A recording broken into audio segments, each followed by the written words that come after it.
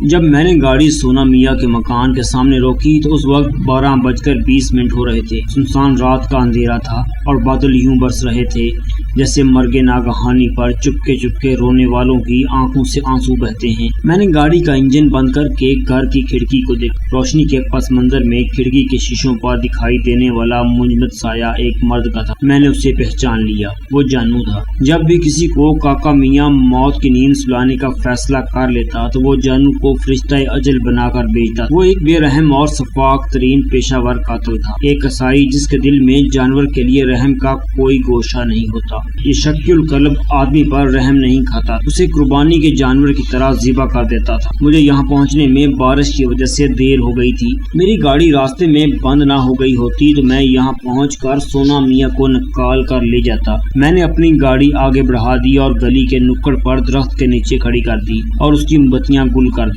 کچھ دیر بعد جانو گھر سے باہر نکلا۔ اس نے برساتی پہن رکھی تھی اور اس کے سر پر ہیٹ۔ اس نے ادھر ادھر دیکھنے کی ضرورت نہیں سمجھی، وہ برساتی کی جیبوں میں ہاتھ ڈالے مخالف سمت چل پڑا۔ کچھ فاصلے پر اس کی موٹر سائیکل ایک دکان کے باہر کھڑکی کے چھجے کے نیچے کھڑی ہوئی تھی۔ اس پر بیٹھ کر اسے سٹارٹ کیا اور تیزی سے روانہ ہو گیا۔ تھوڑی دیر کے بعد میں نے پھر گاڑی سونا میاں کے مکان کے سامنے لے جا کر روک لی اور چند لمحوں کے بعد میں اس کے مکان میں داخل ہوا۔ میں اندر والے کمرے کی دہلیز پر ٹھٹک کر رک گیا۔ کمرے میں ہر طرف ہلاکت خیزی اور تباہ کاری کے آثار نمایاں تھے۔ میز کی درازوں اور الماریوں کے سب خانوں سے ہر چیز نکال کر باہر پھینک دی گئی تھی۔ تکیے اور کشن بے دردی سے پھاڑ دیے گئے تھے اور تمام کتابیں شیلف سمیت فرش پر ڈال دی گئی تھی۔ اس کمرے کو شہر مفتوح کی طرح تاخت و تاراج کر جانے والا اپنی فتح و نصرت کا نشان ایک مسخ شدہ لاش کی صورت میں چھوڑ گیا تھا۔ نحیف و نزار اور بوڑھے جسم کے ہر زخم سے رسنے والا خون پرتشدد اور اذیت ناک موت کی تحریر بن کر نیلے قالین پر پھیل گیا تھا۔ اس کی بے نور آنکھیں اب بھی نفرت اور حقارت سے اس خالی کرسی پر جمی ہوئی تھی۔ یہاں شاید اجل کا کوئی نامہ بار اس سے آخری بار یہ پوچھنے کے لیے بیٹھا تھا، وہ اپنی زندگی کی حفاظت چاہتا ہے یا اس راز کو پولیس کے حوالے کرنا چاہتا ہے جو زندگی کے ہم پلہ ہے۔ میں سونا میاں کو جانتا تھا، وہ کاکا میاں کے گروہ کا سب سے پرانا، قدیم اور معمر کارکن تھا۔ اس نے کئی بار مجھ سے کہا تھا، انیس، وقت کا ہر لمحہ ناقابل اعتبار ہے، زندگی وہ اچھی ہوتی ہے جو عزت کی ہو۔ میں ہرگز یہ نہیں چاہتا کہ میری موت کی خبر سن کر دنیا والے کہیں ایک جرائم پیشہ، ظالم اور بے ضمیر شخص مر گیا۔ لوگ میری قبر پر مٹی بھی نہ ڈالے۔ میں اب اپنے گناہوں اور جرائم کا کفارہ ادا کرنا چاہتا ہوں تاکہ مرتے وقت میرے سینے میں کوئی خلش نہ رہے۔ میں نے پوچھا تھا، یہ کفارہ کس طرح ادا کرو گے؟ میں کاکا میاں کے راز قانون کے حوالے کر دوں۔ کاکا میاں ایک طاقتور اور با اثر شخص ہے، نیچے سے اوپر تک لوگ اس کے ٹکڑوں پر پل رہے ہیں۔ اس بات کی اسے خبر ہو جائے گی، پرواہ نہیں، لیکن یہ بہت ضروری ہے کہ اس دیش سے اس غلاظت کو صاف کیا جائے، ورنہ انسانیت کا نام و نشان نہیں رہے۔ یہ کام اتنا آسان نہیں ہے جیسا کہ تم سوچ رہے۔ میں اس کا آغاز کر رہا ہوں، اگر میں کسی وجہ سے ناکام ہو گیا تو تم اس مشن کو پایہ تکمیل تک پہنچانا۔ کون؟ میں نہیں سونا میاں، میں شاید تمہارا مشن آگے نہ بڑھا سکوں۔ میں 70 برس کا ہو چکا ہوں، بیمار رہنے لگا ہوں، میرے لیے زندگی کی مہلت یوں بھی تمام ہو رہی ہے، مگر تم ابھی جوان ہو، باہمت ہو، ذہین ہو۔ یہ کام میرے بعد تمہیں کرنا ہے، اور دیکھو، جس صبح کا آفتاب میری زندگی کا چراغ گل ہو جانے کے بعد طلوع ہو، اس شب کے اندھیرے کی پناہ کو غنیمت سمجھنا اور دیش سے کچھ عرصہ کے لیے اتنی دور چلے جانا دستے قاتل کی رسائی تمہاری زندگی تک نہ ہو سکے۔ میں نے سونا میاں سے کہا تھا کہ وہ جلد بازی نہ کرے، ہر کسی کو اعتماد میں نہ لے۔ ان پیشہ ور مجرموں اور قاتلوں پر بھروسہ کرنا دراصل اپنے پیروں پر کلہاڑی مارنے کے مترادف، لیکن سونا میاں نے میری بات نہیں مانی، ایک نہ سنی۔ معلوم نہیں اس نے کس کو اپنے اعتماد میں لیا۔ کاکا میاں نے مجھ سے کہا تھا کہ سونا میاں غداری کرنے پر تل گیا ہے، اس کی سزا موت۔ اگر وہ بوڑھا نہ ہو گیا ہوتا تو میں اسے زندہ شکاری کتوں کے آگے ڈال دیتا، اب وہ صرف ایک دن کا مہمان ہے۔ مجھے سونا میاں سے بہت محبت، ہمدردی، انس اور احترام اس لیے تھا کہ اس نے مجھ سے ایک سگے بیٹے کی طرح سلوک کیا۔ کبھی کوئی ایسے کام نہیں سونپے جو خون خرابے، دہشت گردی اور سنگین نوعیت کے ہوں۔ کیوں تو مجھے ہر طرح کی تربیت دی تھی۔ میں چاقو زنی کا ماہر، کسی بھی بدماش سے مقابلہ کر کے اسے موت کے منہ میں پہنچا سکتا تھا۔ ہر قسم کے اسلحے کا استعمال بھی جانتا تھا، لیکن وہ مجھ سے زیادہ تر اسمگلنگ کا کام لیتا تھا۔ اس کی محبت، ہمدردی اور خلوص کی وجہ یہ تھی کہ وہ میرے باپ کا بچپن کا دوست اور محلے دار تھا۔ میرا باپ سائیکل رکشہ چلاتا تھا۔ باپ کی موت کے بعد میں تنہا رہ گیا اور اپنی مزید تعلیم جاری نہ رکھ سکا۔ جب ماں کا انتقال ہوا اس وقت میں 10 برس کا تھا۔ بنگلہ دیش کی آبادی اور بے روزگاری میں بہت اضافہ ہو گیا تھا، بلکہ ہوتا جا رہا تھا۔ ایسا کوئی کام نہیں مل رہا تھا جس سے میں 2 وقت روٹی پیٹ بھر کر کھا سکوں۔ پھر سونا میاں نے مجھے کاکا میاں کے گروہ میں شمولیت اختیار کرنے پر راضی کیا۔ میں کوئی 10 برس سے سونا میاں کی محبت کی گھنی چھاؤں میں تھا۔ اسی کی بدولت میں کاکا میاں کے قریبی اور پر اعتماد کارکنوں میں سے ہو گیا تھا، کیونکہ میں نے کبھی جھوٹ نہیں بولا تھا اور نہ ہی بددیانتی کی تھی۔ اب اس لمحے مجھے ایسا محسوس ہو رہا تھا کہ میں کڑی دھوپ میں جل رہا ہوں، اور اب شب کے ویران ماتمی اندھیرے میں کاکا میاں کے پالتو پیشہ ور قاتلوں کی آنکھیں ہر سمت سے مجھے اپنی طرف دیکھتی ہوئی محسوس ہو رہی تھی۔ فضا کا ہولناک سکوت ایک سرگوشی بن گیا تھا جس کی باز گشت ہر سمت سے پکارتی تھی کہ موت میرے گرد اپنا حصار قائم کر رہی ہے۔ میں نے سونا میاں کی شکستہ لاش کو دیکھا۔ مجھے ایسا لگا جسے کھلی آنکھوں کی التجا کو بے اثر دیکھ کر مردہ لبوں نے مجھے پکارا ہے۔ میرے کانوں میں سونا میاں کی آشنا آواز کہیں دور سے آئی، انیس، مجھے تمہارے آنسوؤں کی نہیں بلکہ تمہارے عزم و حوصلے کی ضرورت ہے۔ میرے مشن کی یہ امانت اب تمہارا ورثہ ہے۔ مجھے یک لوقت جیسے ہوش آ گیا۔ میں نے سونا میاں کی لاش کے پاس گھٹنوں کے بل بیٹھ کر سونا میاں کی کھلی آنکھوں کو بند کیا۔ پھر میں وہاں سے اپنے گھر چلا آیا۔ میں اس بات کی اطلاع کسی کو دینا نہیں چاہتا تھا۔ انجان بنے رہنے میں میری بہتری اور سلامتی تھی۔ کاکا میاں کیا، اس گروہ کا ہر شخص جانتا تھا کہ سونا میاں کی پاک کسی شفقت صرف میرے لیے مخصوص تھی۔ سونا میاں کی موت کے 10 دن کے بعد کاکا میاں نے مجھے طلب کیا۔ پھر اس نے ٹھہرے ہوئے لہجے میں کہا، میں چاہتا ہوں کہ تمہاری صلاحیتوں کا امتحان لوں۔ تم 10 برس سے میرے ساتھ ہو، مگر تم نے آج تک ایک مرغی بھی ذبح نہیں کی۔ اب تمہیں ایک شخص کو ذبح کرنا ہوگا۔ میرے جسم میں سنسنی دوڑ گئی، دل اچھل کر حلق میں دھڑکنے لگا۔ کسے؟ میں صرف اتنا ہی کہہ سکا، خوندکار محمد ایاز کو۔ کاکا میاں نے بڑی بے پرواہی سے کہا، کیا؟ مجھ پر کوئی بجلی سی آ گری۔ مجھے اپنی سماعت پر فطور کا احساس ہوا۔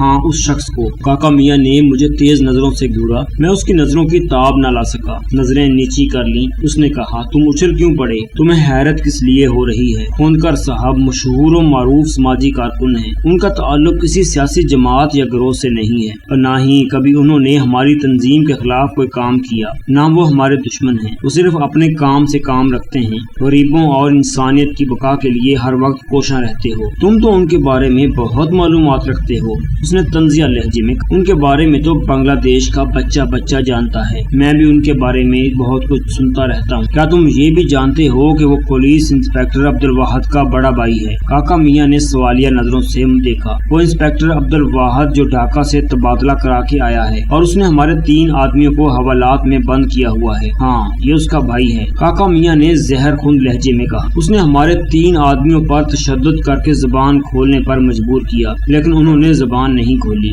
وہ ہماری تنظیم کا قلع قمع کرنا چاہتا ہے۔ اسے میرے خلاف ثبوت نہیں مل رہا ہے، نہ وہ ہمارے اڈوں کا پتہ چلا سکا ہے، اور نہ ہی اس کے پاس ہمارے ممبروں کی فہرست ہے۔ وہ اس لیے ہم پر ہاتھ نہیں ڈال سکا کہ میرا با اثر ہونا آڑے آ رہا ہے۔ میری پہنچ نہ ہوتی تو اب تک ہم سب اندر ہوتے۔ اب اس کا تبادلہ کیوں نہیں کروا دیتے؟ میں نے مشورہ دیا۔ اس کا 3 ماہ تک تبادلہ نہیں ہو سکتا۔ وہ بہت اوپر سے آیا ہے، صرف ہماری تنظیم کا نام و نشان صفحہ ہستی سے مٹانے کے لیے۔ وہ جس طرح کی منصوبہ سازی ہمارے خلاف کر رہا ہے، اس کی وجہ سے 2-3 ہفتے میں اپنے ارادوں میں کامیاب ہو جائے گا۔ باس، کیا آپ نے اس کے آگے چارہ نہیں ڈالا؟ جیسا کہ آپ ہمیشہ دریا دلی کا مظاہرہ کرتے ہیں۔ میں نے اسے کل 1 کروڑ ٹکا ڈھاکہ میں گلشن کے علاقے میں 400 گز پر بنی ہوئی کوٹھی کی پیشکش کی تھی، لیکن اس نے صاف انکار کر دیا۔ چونکہ وہ اپنے بڑے بھائی اور بھابھی کو بہت چاہتا ہے، انہیں ماں باپ کا درجہ دیتا ہے، اس لیے میں نے اس کی محبت کی دولت سدا کے لیے چھین لینے کا فیصلہ کیا ہے۔ بس اسی طرح وہ راہ راست پر آ سکتا ہے۔ پھر بھی اس نے ہٹ درمی کا دامن نہیں چھوڑا اور اپنے اصولوں پر قائم رہا، تو پھر اسے اس دنیا سے رخصت کر دینا تمہاری ذمہ داری ہوگی۔ میں بھی اسے راستے سے نہیں ہٹا رہا ہوں کہ اس کے دل پر پہلے ایک گھاؤ لگے۔ اب تم جاؤ، خونکار کے قتل کا منصوبہ 2 دن میں بنا کر میرے سامنے پیش کرو، تاکہ میں تمہاری مدد کے لیے جانوں اور خیرو کو بھی ساتھ کر دوں۔ کاکا نے کہا۔ میں اس رات ایک پل کے لیے سو نہ سکا۔ اگر کاکا مجھ سے کہتا کہ تم خودکشی کر لو تو شاید میں کر لیتا، لیکن میں خونکار ایاز صاحب کے قتل کے بارے میں سوچ بھی نہیں سکتا تھا۔ وہ ایک عظیم الشان اور بے مثال شخص تھا جو بے غرض اور مخلص تھا اور انسانیت کی بھلائی کے لیے کوشاں وہ لوگوں کے دلوں پر حکومت کر رہا تھا۔ ایک بے تاج بادشاہ تھا۔ اگر وہ لوگوں کو حکم دے کہ گھروں سے نکل آؤ اور حکومت کا تختہ الٹ دو تو لوگ اسی لمحے نکل آئیں۔ لوگ اسے کسی دیوتا کی طرح پوجتے تھے۔ اس کی نظر میں ہر شخص جس کا تعلق کسی بھی رنگ و نسل اور مذہب سے ہو برابر تھا۔ وہ سیاست اور حکومت سے بہت دور تھا۔ انسپکٹر عبدالواحد نے جب سے چٹاگانگ آ کر چارج سنبھالا تھا تب سے ہمارے گروہ کی سرگرمیاں قدرے متاثر ہو گئی تھی۔ اس بات نے کاکا میاں کو تشویش میں مبتلا کر دیا تھا۔ انسپکٹر عبدالواحد مجرموں کے لیے بڑا سخت تھا۔ وہ ایک فرض شناس، دیانتدار اور ایک بااصول افسر تھا۔ پھر میرے کانوں میں کہیں دور سے سونا میاں کی آشنا آواز سنائی دی۔ تم کیا سوچ رہے ہو؟ کاکا میاں پر قانون نے کمند ڈال دی اور اس کے گروہ کا کلا کما ہو گیا تو اس دیش پر تمہارا بھی احسان ہوگا۔ تمہیں انسانیت کی خاطر اپنی زندگی داؤ پر لگانا ہوگی، اس نیک کام میں کویر نہ کرنا۔ اب دنیا بہت بدل گئی تھی اور بر رفتاری سے بدلتی جا رہی تھی۔ پہلے مافیا کا کوئی پتہ اور نام و نشان نہ تھا، لیکن دنیا میں اب ایسا خطہ یا ملک نہیں رہا تھا جہاں کوئی مافیا نہ ہو۔ بنگلہ دیش میں کاکا میاں کی بھی ایک مافیا تھی۔ کون سا شعبہ ایسا تھا جس میں اس کی شاخیں نہ ہوں؟ سیاست، صنعت، منشیات، اسمگلنگ کا بے تاج بادشاہ بنا ہوا تھا۔ اس کے پاس لانچیں، اسٹیمر، ہیلی کاپٹر اور چھوٹے طیارے موجود تھے۔ بظاہر وہ ایک کامیاب بزنس مین تھا، لیکن پس پردہ وہ ایک مافیا اور دہشت گرد بھی تھا جس سے عام لوگ بہت پریشان تھے۔ میں نے کاکا میاں کے نہ صرف اڈوں کی بلکہ اس گروہ کے ممبروں کی ایک فہرست انسپکٹر عبدالواحد کے حوالے کر دی۔ میں محروب بھر کر رات کے وقت اس کے ہاں پہنچا۔ انسپکٹر عبدالواحد بہت خوش ہوا۔ اس نے مجھے بتایا تھا کہ کاکا میاں پر فوری طور پر ہاتھ ڈالنا اور گروہ کا کلا کما کرنا آسان نہیں ہے، اس میں کچھ وقت درکار ہے۔ دوسرے دن رات کے 3 بجے دروازے پر کسی نے دستک دی۔ میں تھوڑی دیر پہلے ہی نیند سے پیاس کی وجہ سے بیدار ہوا تھا۔ میں نے دروازہ کھولا تو یقین نہیں آیا، کاکا میاں کی نوجوان سیکرٹری بیلا کھڑی تھی۔ وہ دروازہ کھلتے ہی اندر گھس آئی۔ اس نے دروازہ بند کر کے چٹکنی لگا دی۔ بیلا تم؟ میں نے تحجر زدہ نظروں سے اسے اوپر سے نیچے دیکھا۔ خیریت تو ہے؟ خیریت ہی نہیں ہے، تمہاری جان خطرے میں ہے۔ وہ پھولی سانسوں پر قابو پاتی ہوئی بولی۔ وہ کس لیے؟ میری حیرت دو چند ہو گئی۔ اس لیے کہ تم نے کاکا میاں کے خلاف پولیس انسپکٹر عبدالواحد سے جو مخبری کی ہے اس کی اطلاع اس کو ہو گئی ہے۔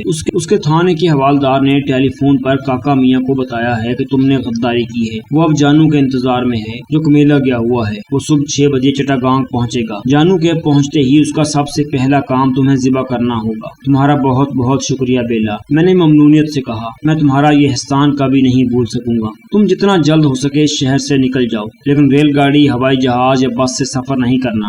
وہ کس لیے؟ میں نے سوالیہ نظروں سے دیکھا۔ اس میں کیا حرج ہے؟ کاکا میاں نے موبائل فون پر اپنے تمام آدمیوں کو تمہارے بارے میں بتا دیا ہے، بیلا نے بتایا۔ پھر میں کس راستے سے یہاں سے فرار ہوں؟ میں نے بدحواسی سے پوچھا۔ تم گھاٹ پر جاؤ، وہاں سے موٹر بوٹ لے کر ہندوستان کی طرف نکل جاؤ۔ تمہارے لیے کلکتہ محفوظ شہر ہوگا۔ وہ سفر لمبا ہے لیکن راستے میں 2-3 جزیرے آتے ہیں، تم وہاں ٹھہر کر اپنا سفر جاری رکھ سکتے ہو۔ بیلا ایک بات تو بتاؤ کہ تم نے مجھ پر یہ احسان کیوں کیا؟ میں نے پوچھا۔ اس لیے کہ سونا میاں مجھے اپنی بیٹی کی طرح چاہتے تھے، اسی ناطے تمہیں اطلاع دینے آئی، بیلا نے جواب دیا۔ بیلا نے ایک اور بڑا زبردست خطرہ مول لیا۔ اس نے اپنی گاڑی میں مجھے بندرگاہ کے قریب چھوڑا۔ اس وقت وہاں گھوپ اندھیرا تھا۔ میں ٹرمینل پر اس جگہ پہنچا یہاں کاکا میاں کی لانچیں، اسٹیمر اور موٹر بوٹس کھڑی ہوئی تھی۔ میں نے ایک چھوٹی اور تیز ترین موٹر بوٹ لی جس میں چپو بھی رکھے ہوئے تھے۔ اس میں سوار ہو کر رات کے اندھیرے میں آگے نکل گیا۔ اس وقت وہاں کوئی موجود نہیں تھا، اگر کوئی تھا اس کی نظر مجھ پر پڑی تھی تو مجھے اس کی خبر نہ ہو سکی اور نہ مجھے اس کی کوئی پرواہ تھی۔ مجھے نہ صرف موٹر بوٹ بلکہ لانچ اور اسٹیمر بھی چلانا آتا تھا۔ میں منشیات کی اسمگلنگ کے لیے انہیں استعمال کرتا تھا۔ میں صبح ہونے تک چٹاگانگ شہر سے بہت دور نکل آیا تھا۔ مجھے خوف و دہشت، عجلت اور بدحواسی میں کھانے پینے کی چیزیں لینے کا بالکل خیال نہیں رہا تھا، کیونکہ اس وقت مجھے اپنی جان پیاری تھی۔ بیلا نے ایک بسکٹ کا ڈبہ اور جو منرل واٹر کی بوتل جو اس کی گاڑی میں موجود تھی وہ مجھے دے دی تھی۔ دوپہر تک بسکٹ ختم ہو چکے تھے اور پانی کے چند گھونٹ رہ گئے تھے۔ دور دور تک کوئی جزیرہ اور ساحل نظر نہیں آیا کہ جہاں میں کچھ دیر آرام کرتا اور سستا لیتا۔ رات تو جیسے تیسے گزر گئی۔ دوسرا دن طلوع ہوا تو وہ میرے لیے کسی قیامت سے کم نہیں تھا۔ صبح ہی مجھے اندازہ ہو چکا تھا کہ ساون باد و بارہ کے طوفان کے ساتھ شروع ہونے والا ہے، اور پھر فیول تو کل شام ہی ختم ہو چکا تھا۔ چپو چلاتے چلاتے میرے بازو شل ہو جاتے تو میں چپو کشتی میں رکھ کر لیٹ جاتا اور کشتی کو لہروں کے رحم و کرم پر چھوڑ دیتا۔ مجھے کچھ اندازہ نہ تھا کہ میری موٹر بوٹ کس سمت جا رہی ہے، اس کی منزل کون سی ہے۔ سپہر کے وقت میری हालत एक मुर्दे से भी बदतर थी। भूख प्यास ने मुझे निढाल कर दिया था। गर्मी इस कदर तेज थी कि प्यास से बुरा हाल हो रहा था। हल्क में कांटे चुभने लगे। समंदर का पानी बहुत ही खारा था, वो पीने के काबिल हरगिज नहीं था। अगर कोई गलती से पी ले तो उसके मैदे का सारा निजाम उल्ट जाता और अंतड़ियां जहर आलूद हो जाती थी। मैं हर 10-15 मिनट के बाद चारों तरफ देखता था कि साहिल नजर आ जाए। दिल में एक खौफ दामनगीर था कि कहीं काका मियाँ के आदमी मेरी तलाश में ना निकल आए। काका मियाँ के नजदीक मुखबरी और खददारी बहुत संगीन जुर्म थे। वो अब तक 10 मुखबरों को बेरहमी से मौत की नींद सुला चुका था। उसके नजदीक ये नाकाबिले माफी जुर्म था। वो अपने दुश्मन के साथ कोई रियायत नहीं करता था और उस वक्त तक चैन से नहीं बैठता था जब तक उसकी लाश कब्र की गहराई में दफन न कर दी जाए। मैंने दिल में सोचा, काका मियाँ को इस बात का इल्म हो चुका होगा कि मैं समंदर के रास्ते मोटर बोट में फरार हो चुका हूँ। एक मोटर बोट कम पाकर उसके आदमियों ने उसे इतला दे दी होगी। उसके आदमी इसलिए मेरे ताक़ुब में नहीं आए कि वो जानते होंगे कि समंदर और ये सफर मेरे लिए दर्दनाक मौत का बायस होगा। और हकीकत भी यही थी कि मैं भूख प्यास और धूप की शिद्दत के बायस लम्हा बेलम्हा मौत के करीब होता जा रहा था। नजरों के सामने फरिश्ता अजल खड़ा मुस्कुराता दिखाई दे रहा था, जैसे वो मुझे खुशामदीद कह रहा हो। जब मेरे लिए प्यास नाकाबिले यकीन हो गई तो ये जानते हुए भी कि समंदर का पानी किसी जहर से कम नहीं है, मैंने दोनों हाथों के प्याले में भरकर पानी पी लिया। पानी हलक में पहुंचा भी नहीं था कि बड़े जोर की उबकाई आई और मैंने कह कर दी। कह होते ही मैं मजीद निढाल हो गया। मुझ पर मौत की सी घुनूतगी तारी होने लगी। समुद्र में तेज हवाएं चलने की वजह से लहरों में तूफ़ानी आने लगी। आसमान पर गहरे बादल छाने लगे तो अंधेरा फैल गया। मुझे सिर्फ इतना याद रहा कि एक बड़ी लहर ने कश्ती को इस तरह से ऊपर उठा लिया जिस तरह एक पहलवान अपने हरीफ को फेंकने के लिए उठा लेता है। फिर उस लहर ने एक खोलने की तरह फेंक दिया। मुझे लगा कि मैं समंदर की तह में नहीं, मौत की आगोश में जा रहा हूँ। जाने से पहले इस वीडियो को लाइक करें, शेयर करें, कमेंट बॉक्स में अपनी राय का इजहार ज़रूर करें। चैनल को सब्सक्राइब कर लें अगर सब्सक्राइब नहीं किया तो।